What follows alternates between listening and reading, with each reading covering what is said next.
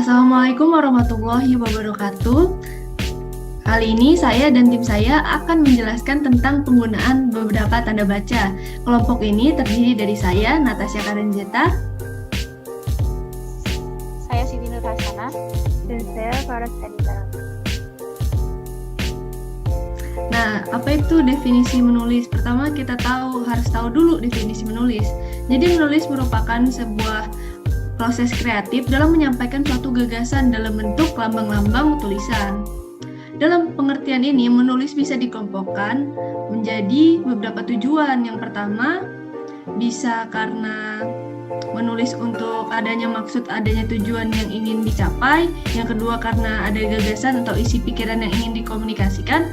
Ataupun yang ketiga, adanya sistem pemindahan gagasan, yaitu sistem bahasa. Lalu tanda baca.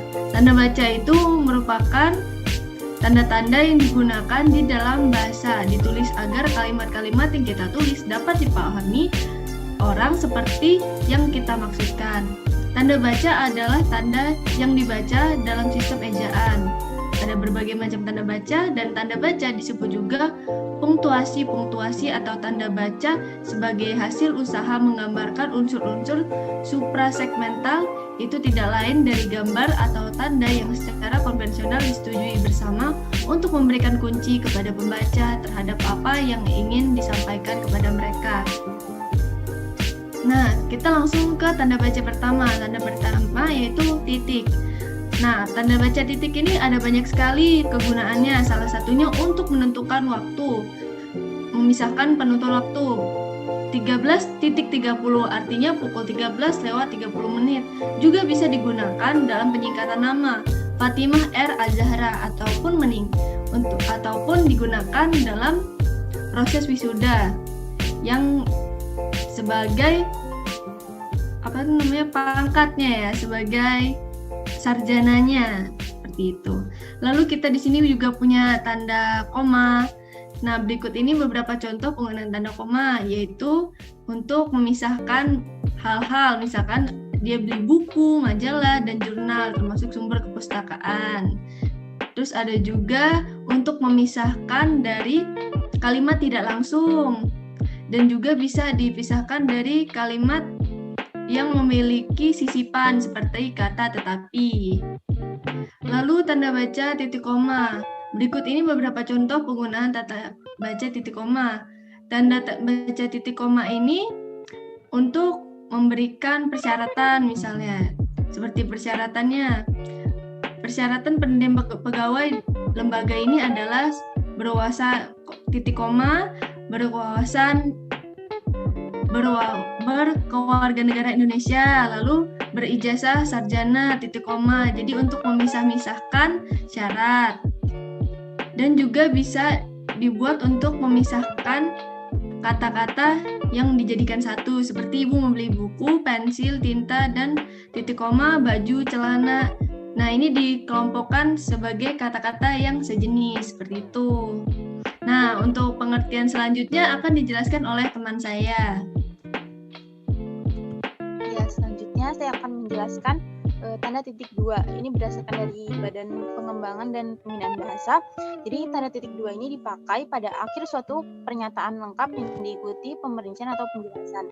Misalnya itu mereka memerlukan perabotan rumah tangga. Titik 2, kursi, meja, dan lemari. Nah, dia juga itu tidak dipakai jika perincian atau penjelasan merupakan pelengkap yang mengakhiri pernyataan. Misalnya, kita memerlukan kursi, meja, dan lemari, titik. Lanjut. Tanda hubung. Tanda hubung ini dipakai untuk menandai bagian kata yang terpenggal oleh pergantian baris. Misalnya, diterapkan juga strip ra baru. Jadi maksudnya di dalam satu garis nanti misalkan di ujungnya itu udah nggak cukup gitu, jadi kita kasih strip lanjut ke bawahnya, jadi cara strip ra. Terus juga dia digunakan untuk menyambung unsur kata ulang, misalkan anak-anak. Lanjut. Yang ini adalah tanda pisah. Jadi tanda pisah itu dipakai untuk membatasi penyisipan kata atau kalimat yang memberikan penjelasan di luar bangun kalimat. Jadi misalkan kemerdekaan bangsa itu tanda pisah saya yakin akan tercapai. Tanda pisah diperjuangkan oleh bangsa itu sendiri. Jadi maksudnya itu bisa kemerdekaan bangsa itu diperjuangkan oleh bangsa itu sendiri. Itu yang berperjuangan itu saya yakin akan tercapai seperti itu. Kemudian tanda pisah dapat dipakai juga untuk menegaskan adanya keterangan oposisi atau keterangan yang lain. Misalkan Soekarno-Hatta tanda pisah proklamator kemerdekaan RI, tanda pisah diabadikan menjadi nama Bandar Udara Internasional. Jadi Soekarno-Hatta maksudnya itu Soekarno-Hatta itu adalah seorang proklamator kemerdekaan Indonesia. Jadi bisa juga tulis Soekarno-Hatta diabadikan menjadi nama Bandar Udara Internasional. Selanjutnya akan dijelaskan oleh teman saya. Selanjutnya ada tanda tanya. Tanda tanya ini dipergunakan pada akhir kalimat tanya, seperti kapan Hari Pendidikan Nasional diperingati, dan juga siapa pencipta lagu Indonesia Raya.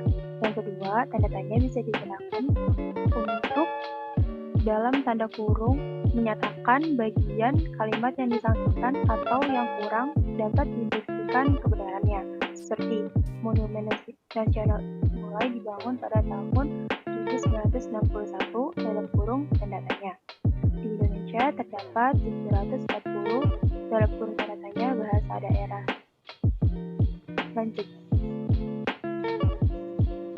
Selanjutnya ada tanda seru. Tanda seru ini dipakai untuk mengakhiri ungkapan atau pernyataan yang berupa seruan atau perintah yang menggambarkan kesungguhan, ketidakpercayaan, atau emosi yang kuat. Seperti alangkah indahnya sama laut itu rakyat. Lalu juga ada mari kita dukung gerakan cinta bahasa Indonesia. Berdasarkan kesimpulan dari makalah yang telah dibuat, yakni 1. Saat berbahasa Indonesia, kita menggunakan panduan yang baik dan benar. Salah satunya yaitu panduan penggunaan tanda baca dalam kalimat bahasa Indonesia agar kalimat tersebut jelas dan lebih mudah dipahami.